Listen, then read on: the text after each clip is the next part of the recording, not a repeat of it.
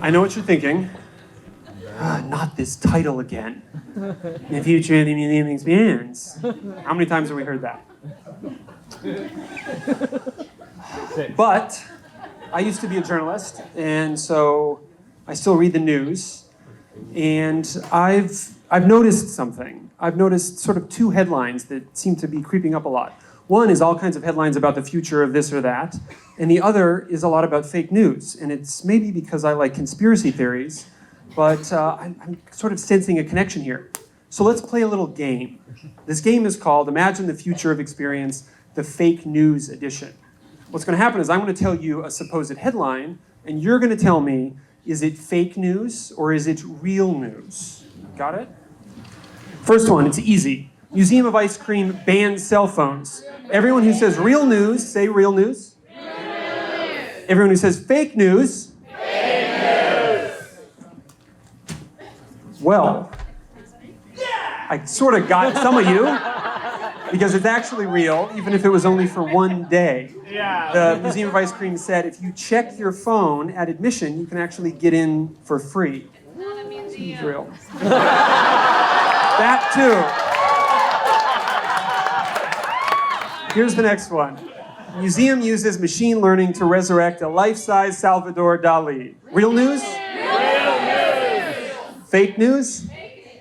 Okay, you guys are sort of clued into museums. It's real. It's in St. Petersburg, Florida, and they use machine learning to provide 200,000 different experiences so that no one ever repeats it, except that they all end by taking a selfie with Salvador Dali. Let's talk about food for a minute. Restaurant pipes in artificial wood-fired oven scent to increase pizza orders. Real news? Real news. Fake news?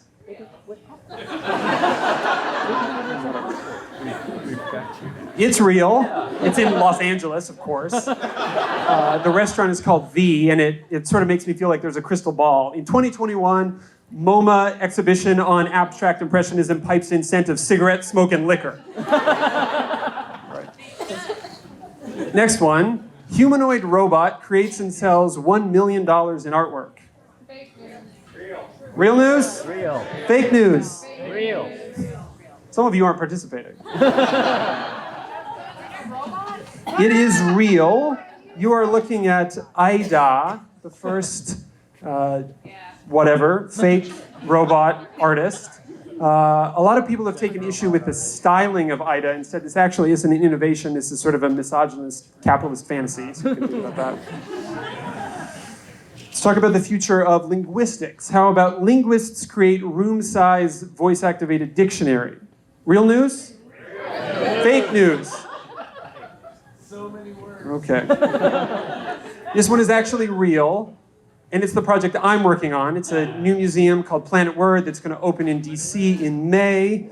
12 experiences about how language shapes the human experience. And because I've been thinking about words a lot lately, I want to actually pivot to something a little more serious. Do you know who else has been thinking about definitions lately? ICOM. And there's a slide that says ICOM. So you might have heard that the International Council on Museums recently presented a new idea for a definition of museums, and there was a teeny tiny controversy, right? So this was the definition that was adopted in 2007. A museum is a nonprofit, permanent institution in the service of society, tons of words edited out, for the purposes of education, study, and enjoyment.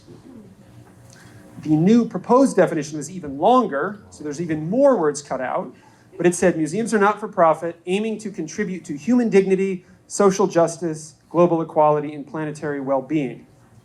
Now, no definition is ever perfect, but I'm sort of interested in the vector.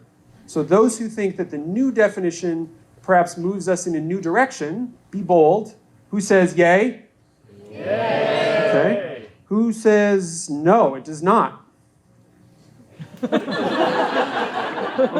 Okay. The reason I bring this up is this week you're going to find yourself sitting next to a stranger waiting for a session to start. And there's lots of things you could talk about, but one of them could be, what is your definition for a museum. And because I've been working with linguists a lot, what they've told me is that debating definitions of words is actually important. If someone is debating what a word means, it means the word is alive and people care about it. The only words that don't get debated are dead words that no one uses anymore. And so with that, I want to wish you a great 2019 MCN full of healthy debate and pride that we work in a sector that is important enough to ignite those kinds of definitions.